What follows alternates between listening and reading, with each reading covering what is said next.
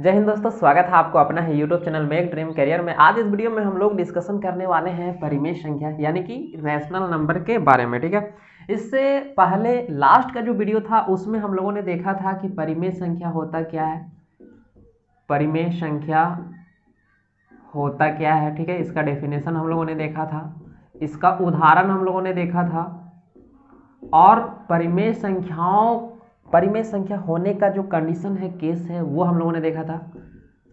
परिमेय संख्या कब होगा उसका कंडीशन, शर्त। ठीक है, उसका शर्त क्या है। तो इस टॉपिक्स पर हम लोगों ने बात किया था। एक और टॉपिक्स हम लोगों ने बात किया था, टाइप्स। क्या बात किया था? Types of rational number. उसके बाद हम लोगों ने डिस्कशन किया था धनात्मक परिमेय संख्या क्या होता है। उसके बाद हम लोगों ने ऋणात्मक परिमेय संख्या क्या होता है। इन सभी टॉपिक्स पर हम लोगों ने लास्ट के वीडियो में हम लोगों ने डिस्कशन कर लिया है। जो परिमेय संख्या के वीडियो नंबर 2 है, पार्ट 1 और पार्ट 2 ऑलरेडी कंप्लीट हो चुका है। पार्ट 2 में भाग 2 में हम लोगों ने इन सभी टॉपिक्स पर डिस्कशन किया था। तो आइए अब हम लोग पार्ट 3 यानी कि भाग 3 को हम लोग स्टार्ट करते हैं, जिसमें आज का जो हमारा पहला टॉपिक्स रहेगा वो रहेगा समतुल्य। ठीक है, समतुल्य परिमेय संख्या जिसको अंग्रेजी में हम लोग कहते हैं इक्विवेलेंट रैशनल नंबर। इक्विवेलेंट मतलब समतुल्य, समान रहेगा, एक समान। ठीक है, रैशनल नंबर। तो आइए इस पर हम लोग चर्चा करते हैं कब होगा हमारा समतुल्य परिमेय संख्या, कैसे निकलेगा, इन सभी पर हम लोग चर्चा करेंगे। तो इसका शर्त या आप कह लीजिए परिभाषा, वो सर्वप्रथम जान लेना बहुत जरूरी है किसी भी टॉपिक्स में।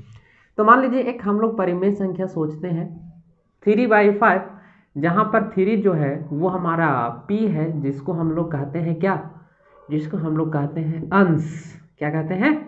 अंश।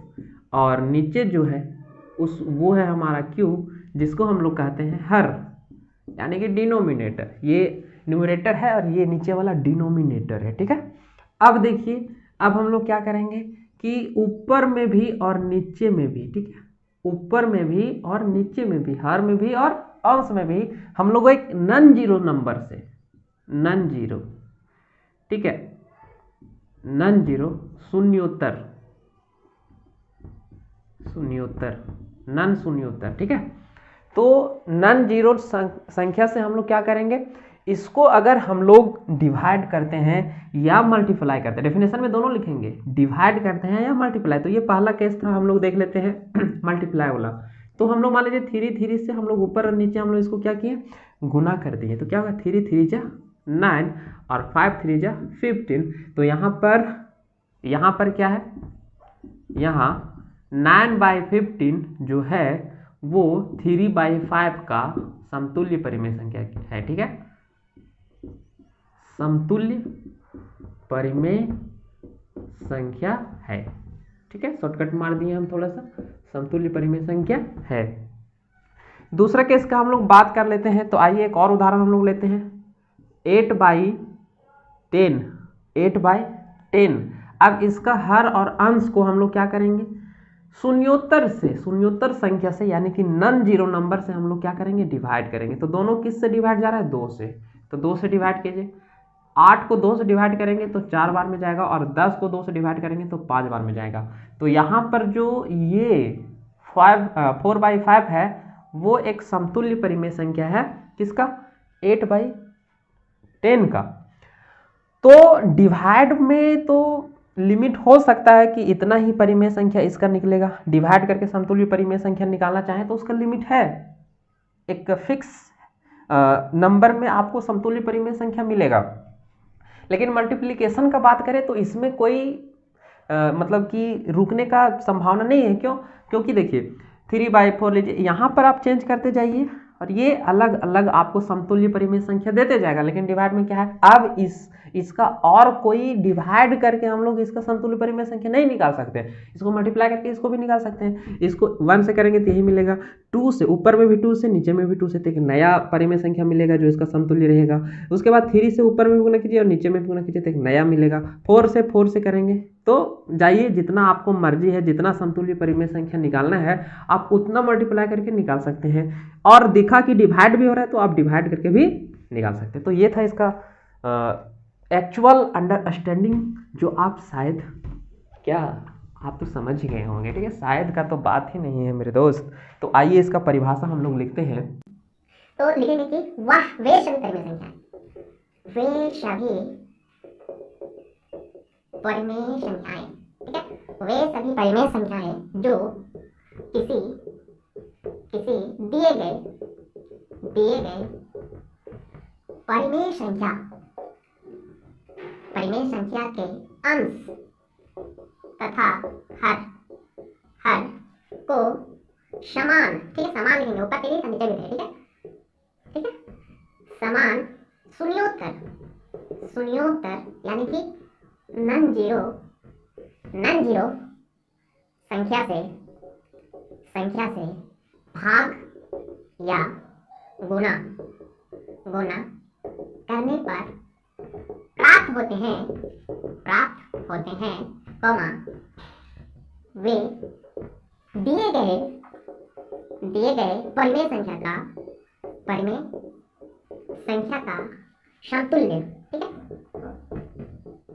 समतुल्य परिमेय संख्या कहलाते हैं। ठीक है, बहुत आसान डेफिनेशन है, आप इसको रट के आ सकते हैं, समझ गए तो आप खुद लिख सकते हैं, हम रटे नहीं रटे थे हम, कहलाते हैं। ठीक है, तो ये था इसका डेफिनेशन। उदाहरण आप लिख सकते हैं।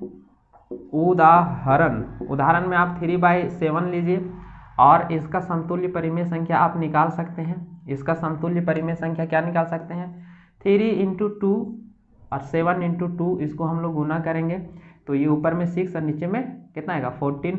उसी तरीके से आप यहाँ 3 कर सकते हैं, 7/2, और यहाँ लिख सकते हैं आप 3 × 3 = 9 और 7, यहाँ भी 3 होगा तो 7 × 21। ठीक है, उसी तरीके से आप 3 इसको हम लोग लिख सकते हैं कितना 4, कुछ भी लिख सकते हैं, आसानी के लिए हम लोग छोटा छोटा डाटा ले रहे हैं। तो ये हो जाएगा हम लोगों को, ठीक है, ये हम लोगों का क्या हो जाएगा 4 × 3 = 12 और 7 × 4 = 28। इसी तरह से अगर भाग वाला हम लोग बात करते हैं तो आप ले लीजिए 50 और 25। ठीक है, तो 50 और 25 नहीं, थोड़ा सा दूसरा डाटा हम लोग लेते हैं, दूसरा डाटा लेते हैं। तो देखिए यहाँ से इसका समतुल्य परिमेय संख्या अगर हम लोग निकालना चाहें तो 50 को डिवाइड कीजिए आप 2 से और 40 को भी आप डिवाइड कीजिए 2 से, तो यहाँ एक नया परिमेय संख्या मिलेगा, ऊपर में 25 और नीचे में क्या, नीचे में आपको मिलेगा 20। उसी तरीके से आप अगर निकालना चाहें तो इसको आप डिवाइड कर सकते हैं 5 से और नीचे भी आप इसको डिवाइड कर सकते हैं कितना से 5 से, तो ऊपर 10 हो जाएगा और नीचे में कितना हो जाएगा, नीचे में 8 हो जाएगा। ठीक है, तो इसी तरीके से हम लोग क्या कर सकते हैं 10 से भी डिवाइड कर सकते हैं। आप अपने अनुसार आप देख लीजिएगा, जिससे भी जैसा भी आपको समतुल्य परिमेय संख्या निकालना बहुत आसान है। ठीक है, गुना वाला ज़्यादा आसान है, भागा में सोचना पड़ेगा। तो ऊपर में 5 और नीचे में 4। तो इस तरह से हम लोग समतुल्य परिमेय संख्या निकालते हैं। तो आइए अब हम लोग आगे की कहानी हम लोग देखते हैं कि आगे क्या होता है। ठीक है, आप एक नोट लिख लीजिएगा कि किसी भी परिमेय संख्या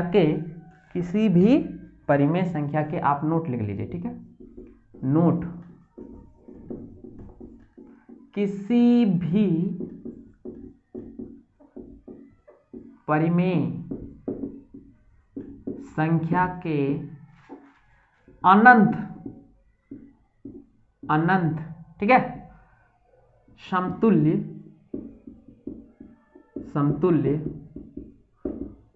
परिमेय संख्याएं होते हैं। ठीक है, कितना अनंत, अनडिफाइंड, इन्फिनाइट। ठीक है, इन्फिनाइट, अनडिफाइंड नहीं, इन्फिनाइट नंबर में समतुल्य परिमेय संख्या होता है। तो आप इसको याद कर लीजिए, ये लिख लीजिए, जितना नंबर से आप गुना करते जाएंगे उतना आपको नया नया आपको समतुल्य परिमेय संख्या आपको क्या होगा, मिलते जाएगा। अब हम लोग देखते हैं परिमेय संख्याओं का तुलना। ठीक है, नया टॉपिक्स, परिमेय संख्याओं का तुलना। तो परिमेय संख्या का अगर हम लोगों को तुलना करना रहेगा तो हम लोग क्या करेंगे, देखिए कोई भी धनात्मक परिमेय संख्या जो होगा, पहला देखिए सभी धनात्मक परिमेय संख्याएं शून्य से बड़े होते हैं। यार ये कॉमन सी बात है, जीरो से बड़ा आप 1 बाई कुछ भी लीजिए तो जीरो से बड़ा ही होगा, कोई पॉजिटिव नंबर ही होगा, तो वो सब क्या होगा, जीरो से बड़ा होगा। उसी तरीके से हम लोग यहाँ दूसरा देखते हैं, सभी ऋणात्मक परिमेय संख्याएं शून्य से छोटा, क्या होता है, ऋणात्मक हो गया मतलब जीरो से क्या होगा, छोटा हो जाएगा। ठीक है, तो ये बात आपको समझ में आया कि सभी धनात्मक परिमेय संख्या जो है वो शून्य से बड़ी होती है और ऋणात्मक क्या होगा, शून्य से छोटा होगा, और प्रत्येक धनात्मक संख्या जो है वो प्रत्येक ऋणात्मक संख्या से भी बड़ा होगा, जीरो से छोटा है। तो तीसरा केस हम लोग क्या लिख सकते हैं कि प्रत्येक धनात्मक पूर्णांक, यानी कि सभी, लिख लेते हैं इसको पूरा, सभी धनात्मक परिमेय संख्याएं ऋणात्मक परिमेय संख्या से बड़ी होती है। क्या होता है, बड़ी होती है। ठीक है, एक कोई भी धनात्मक, तो चलिए आज हम आपको एक होमवर्क देते हैं, वीडियो को भी यहीं पर हम लोग ड्रॉप करते हैं। नेक्स्ट वीडियो में हम लोग देखेंगे दो परिमेय संख्याओं के बीच परिमेय संख्या हम लोग कैसे निकालें। तो देखिए आपको होमवर्क जो आपको करना है, कमेंट, क्या करना है, कमेंट। अब आपको बताना है कि -3/7 में कौन बड़ा है, चलिए आपको यहाँ कमेंट करना है, होमवर्क क्या है, बड़ी परिमेय संख्या कौन है। ठीक है, कौन है इनमें, ठीक है, इनमें बड़ी परिमेय संख्या कौन है। तो पहला हम आपको देते हैं वो है 3/10 और एक है -1, इन दोनों में कौन है बड़ा आपको बताना है। और दूसरा है 0 और -1, इनमें दोनों को, -1 छोड़िए, इसको -100 कर देते हैं। तो इन दोनों में बड़ा कौन है और इन दोनों में बड़ा कौन है, आपको कमेंट बॉक्स में कमेंट करना है। मिलते हैं फिर से नेक्स्ट वीडियो में, जिसमें हम लोग सीखेंगे कि दो परिमेय संख्याओं के बीच परिमेय संख्या कैसे निकाले। तो उसके लिए हम लोगों ने क्या करेंगे, हम लोग स्टेप लिखेंगे, इसलिए उसको हम लोग सेपरेट वीडियो में सोच लिया, क्या कि 10-12 मिनट के तो यही हो गया। तो उसको हम लोग एक सेपरेट वीडियो में 10 मिनट का देखेंगे, जिसमें हम लोग देखेंगे कि किस तरह से अलग अलग केसेस में जब परिमेय संख्या का हर समान हो तब उनके बीच में हम लोग परिमेय संख्या कैसे निकालें, और अगर हर समान नहीं है तब हम लोग उसके बीच में परिमेय संख्या कैसे निकालेंगे। तो इन सभी टॉपिक्स पर हम लोग भाग 4 में हम लोग देखेंगे। तो मिलते हैं फिर से नेक्स्ट वीडियो में, धन्यवाद।